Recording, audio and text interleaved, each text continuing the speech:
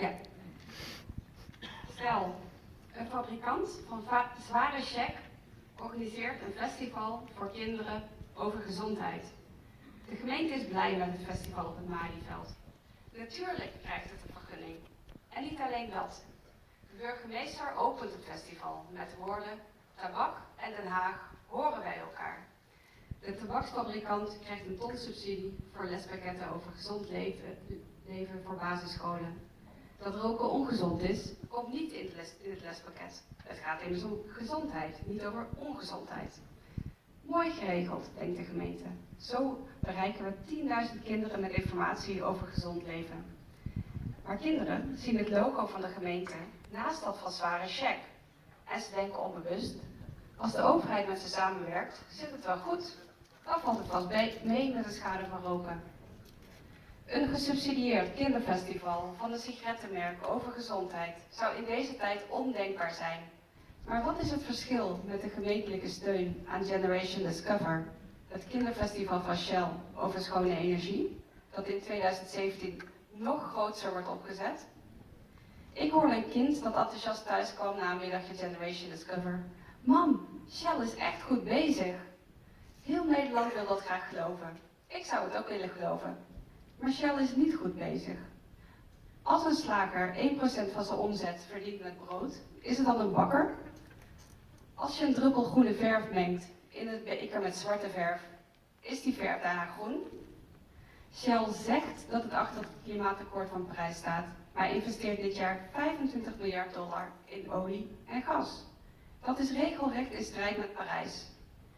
En windenergie dan, zult u zich afvragen. Shell bouwt toch een groot park in de Noordzee? Nou, het lijkt erop dat het bij dat ene windpark blijft.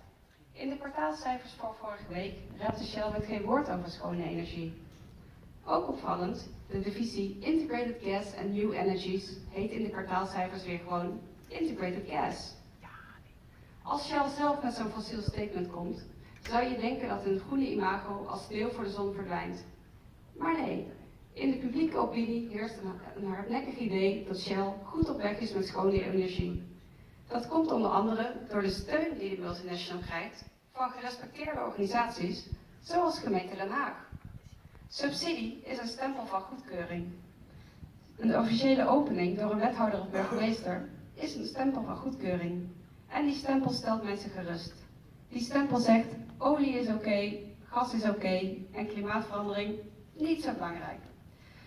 Zonder het te beseffen en met de beste bedoeling heeft de gemeente het groene masker van Shell geloofwaardiger gemaakt. En het maakt de gemeente ongeloofwaardiger. Want hoe verklaart de gemeente aan de inwoners dat ze van het gas af moeten, terwijl de gemeente subsidie geeft aan een van de grootste gasproducenten van de wereld? Een ander voorbeeld van een stempel van goedkeuring van een evenement. Nu is het niet over Shell. Aramco is bij far de grootste olieproducent ter wereld.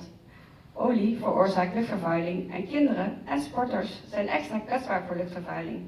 En dus organiseert Aramco een sportwedstrijd om geld op te halen voor kinderen met luchtwegproblemen. Hoe komen ze daarmee weg, vraag je af? Nou, een hoogwaardigheidsbekleder van de gemeente, onze burgemeester, gaf afgelopen zondag het startschot van de Aramco Beach Run. De boodschap die achterblijft in Den Haag: olie is oké, gas is oké, luchtvervuiling en klimaatverandering niet zo belangrijk. Maar het kan anders. De gemeente verbrak eind jaren 80 de banden met Shell.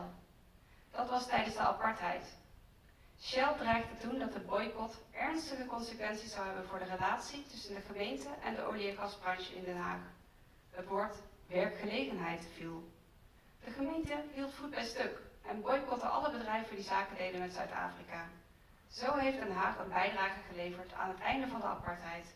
Daar mag u nog steeds trots op zijn. Nu kan de gemeente bijdrage leveren aan het stoppen van klimaatverandering. Een van de makkelijkste stappen daarbij is de stempel van goedkeuring in de zak houden. Dat is een belangrijke stap op weg naar een fossielvrij Den Haag, naar een veilige wereld vol vrede en recht. Hartelijk dank voor de inspraak. Kijk even naar de leden van de commissie of er vragen zijn. Dat is niet het geval.